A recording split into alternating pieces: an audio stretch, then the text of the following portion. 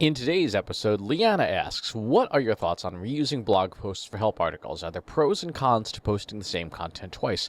Where is it better to host content to improve SEO? For example, if I want to share content on how to lose weight and we're a fitness tech company, would that benefit as a blog post, a help article, or both? The help articles are on Intercom and the blog is on a WordPress site. So, help articles, like the ones that are hosted in systems like Intercom or Zendesk or whatever, are typically not on your company's domain name, right? They're not on yourcompany.com. They are typically hosted on either like some purely internal weird name, like vx72.intercom.com, or with some customization on a subdomain like yourcompany.intercom.com. In either case, the content is not hosted on your domain name, and your domain name is essentially what tells search engines, hey, this is content that is about us. If it's not hosted on your domain, it doesn't benefit you. So from a purely where should our best content live, it should be on your domain name, period, end of story, for that. Now, I would presume that your WordPress site is yourcompany.com, and that's where your original content should live. When it comes to reposting content, repost content only if it allows you to use, wherever you're reposting it to, allows you to use the rel canonical tag. This is a tag that goes in the header of your HTML that says, hey, actually, the original content is over here at yourcompany.com. This is just a repost. This is especially important for sites like medium.com. Again, not your website, not your domain. And it is better you can repost content on Medium, but make sure it has that canonical tag that says, actually, the real thing is over here at yourcompany.com. In terms of where what content should be where, a big part is going to be determined by customer experience, right? So if your product is fitness technology, the Intercom site would be best suited for very specific tactical questions, the ones you get the most often about the product that are part of that customer experience. Like, hey, I bought my new fitness tracker and it won't turn on. What am I doing wrong? Stuff like that. And those pieces of content absolutely can be reposted to your WordPress site or posted on your WordPress site and then copied and pasted into Intercom.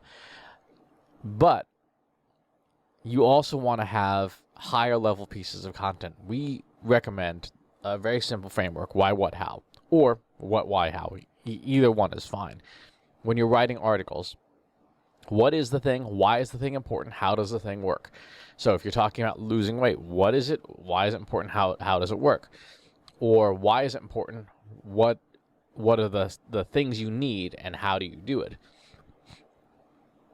Generally speaking, if you're selling fitness technology, you're probably selling some form of activity tracking or measurement or a recommendation engine that says, hey, time to stand up again,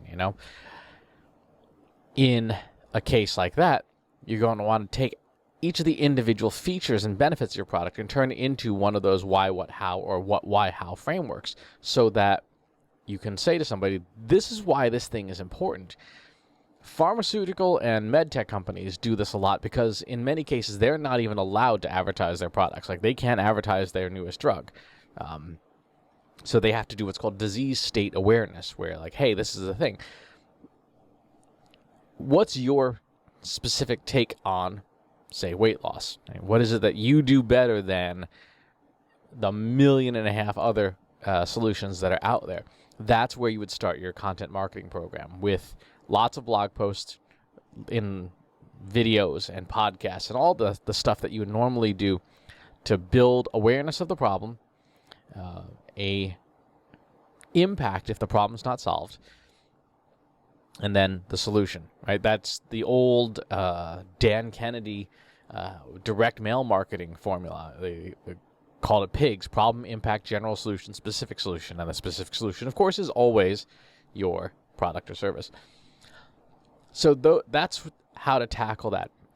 Make things that are impacting the customer experience go in the help system. Make everything else go into the content marketing system. And cross-post if you like, but make sure that the the content marketing system hosted on your company's domain is the single source of truth and is the database of record for all your marketing, so that you get credit for it in search engines and so on and so forth. So good question, important one, because it is very tactical stuff, but success in SEO especially is all about correct, rigorous implementation of tactics. Right? Strategy is pretty straightforward. Rank for terms that are relevant to your audience that will give you business. It's the implementation that's the hard part. As always, leave your comments in the comments box below. Please subscribe to the YouTube channel and to the newsletter. I'll talk to you soon. Want help solving your company's data analytics and digital marketing problems? Visit trustinsights.ai today and let us know how we can help you.